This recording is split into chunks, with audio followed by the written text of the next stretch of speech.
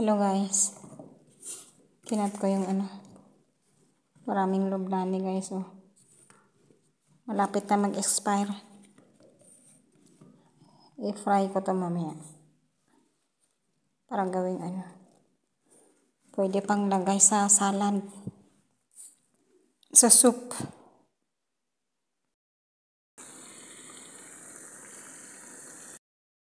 Hello guys. Luto na yung aking guys oh.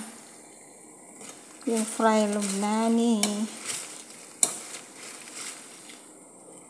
Hindi na to masira guys. Kahit na matagalan. Lagay ko lang sa ref. Paggagawa ko ng salad. Yun lagyan natin. Tsaka gawa tayo ng soup.